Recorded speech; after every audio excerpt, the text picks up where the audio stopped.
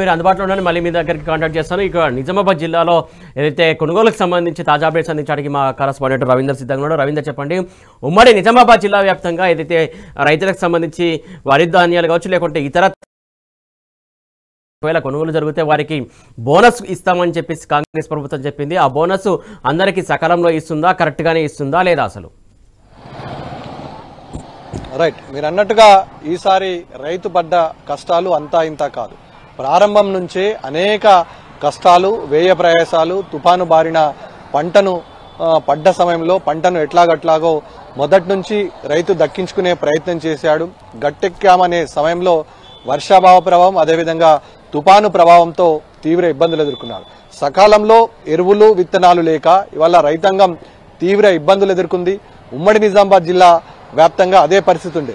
ముఖ్యంగా అటు నిజాం సాగర్ దిగువ ప్రాంతాల్లో ఉన్నటువంటి బాన్స్వాడ, ఎల్లారెడ్డి నుంచి మొదలుకుంటే ఆర్మూర్ వరకు అత్యధికంగా దాదాపుగా నిజాం సాగర్ ఆయకట్టు 2,56,000 హెక్టార్ల వరి ధాన్యాన్ని సాగు చేస్తారు. దాంతోపాటు మక్క, అదేవిధంగా పత్తి, సోయాబీన్ పంటలను కూడా సాగు చేసే అవకాశం ఉంటుంది. కానీ ప్రభుత్వ యంత్రాంగం వాటిని ప్రణాళిక రచించడంలో, ఎరువులు, విత్తనాలను అందుబాటులో పెట్టడంలో పూర్తి స్థాయిలో నిర్లక్ష్య వైఖరి స్పష్టంగా కనబడ్డది. ఎక్కడ చూసిన రైతులు బారులు తీరారు. విత్తనాల కోసం, అదేవిధంగా ఎరువుల కోసం విపరీతమైన ఇబ్బందులు పడ్డ సందర్భం మనం స్పష్టంగా చూసాం. రైతు వ్యయ ప్రయాసాలు, అదేవిధంగా వర్షాభావ పరిస్థితులను నుంచి గట్టెక్కి ఇవాళ పంటను అమ్ముకునే సమయానికి ఇవాళ ప్రభుత్వం కక్ష కట్టిందా అనే విధంగా రైతాంగం ఇవాళ పడుతున్న ఇబ్బందులు అంతా ఇంత కాదు. ప్రతి ధాన్యం కొనుగోలు కేంద్రాల వద్ద రైతులు, అదేవిధంగా ఇటు ఐకేపీ సెంటర్, అదేవిధంగా పిఏసిఎస్సికి సంబంధించినటువంటి కాంట కొనుగోలు నిర్వాహకులు, హమాలీలకు, రైస్ మిల్లుల యాజమాన్యాలకు మధ్య ఒక విపరీతమైన గ్యాపు, అగాధం ఏర్పడింది. తరుగు పేరుతో విపరీతంగా రైస్ మిల్లర్లు దోచుకుంటున్నారు. అనేక రకాలుగా కింటాలకు అనేక విధాలుగా దోపిడీకి గురవుతుంది. ముఖ్యంగా 5 నుంచి 6 కిలోల తరుగు పేరుతో వేధిస్తున్నారని ప్రతినిత్యం రైస్ మిల్ల ధర్నా చేసిన సందర్భం స్పష్టంగా కనబడుతుంది. బాన్స్వాడ నియోజకవర్గంలోని నర్సులాబాద్, అదేవిధంగా బొమ్మందేవుపల్లి చౌరస్తాలో పెద్ద ఎత్తున రైతులు రాస్తారోకో చేసి ప్రభుత్వం తక్షణమే ఈ అంశంపైన దృష్టి సాధించాలని నినాదాలు చేశారు.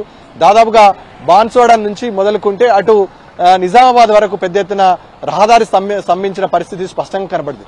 లోకల్ గా ఉన్నటువంటి సుగుణ రైస్ మిల్, అదేవిధంగా పక్కన బీర్కూర్ మండలం ఉన్నటువంటి ఈ సరస్వతి రైస్ మిల్ యాజమాన్యాలు నిర్లక్ష్యంగా వైఖరికి నిరసనగా దిగడం జరిగింది. ముఖ్యంగా ధాన్యం కొనుగోలు చేసడంలో ప్రభుత్వ యంత్రాంగం జాప్యం వహిస్తుంది, తక్షణమే లిఫ్ట్ చేయడంలో జాప్యం వహిస్తుంది.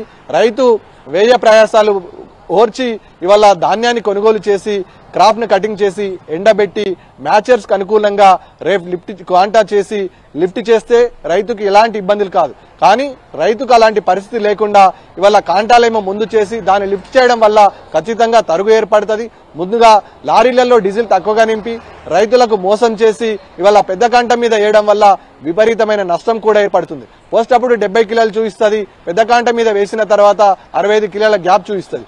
దీనివల్ల రైతు నేను జోకినప్పుడు మొదటిసారిగా మీరు లిఫ్ట్ చేసి ఉంటే ఇంత పరిస్థితి వచ్చే పరిస్థితి కాదని రైతు, అదేవిధంగా ఇక్కడ ఉన్నటువంటి రైతులతో పాటు అటు రైస్ మిల్ యాజమాన్యాలకు, అదేవిధంగా పిఐసిఎస్ సంబంధించిన అధికారులకు మధ్య ఒక అగాధం అయితే ఏర్పడుతుంది. ఈ అగాధాన్ని, ఈ గ్యాప్ ని ఫిల్ చేయడం ఎవరి తరం కాలేదు. ముఖ్యంగా ఇవాళ అనేక రకాలుగా ప్రభుత్వం తప్పించుకునే ప్రయత్నం చేస్తుంది.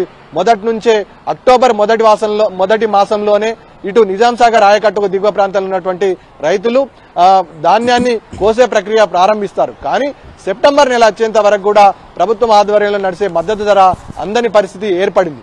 ఈ నేపథ్యంలో ప్రభుత్వం కావాలనే తాత్సారం చేయడం వల్ల ఇవాళ ప్రభుత్వం కాంటా కొనుగోలు కేంద్రాలు గ్యాప్ ఇవ్వడం వల్ల ముందుగా ధాన్యాన్ని కోసిన రైతులు ఖచ్చితంగా ప్రైవేట్ వ్యక్తులకు అమ్ముకోవాల్సిన పరిస్థితిని ప్రభుత్వం క్రియేట్ చేస్తుంది. ఈ లాజిక్ ని గమనించినటువంటి రైతులు ప్రభుత్వంపై దుమ్మెత్తిపోశారు, కావాలని తప్పించుకునే ప్రయత్నం చేస్తారని నిలదీశారు. కానీ ఇక్కడ జిల్లాలో ఉన్నటువంటి ప్రజాప్రతినిధులు కానీ ఏ ఒక్క అధికారి ప్రజాప్రతినిధులు రైతుల దగ్గరికి వెళ్ళడానికి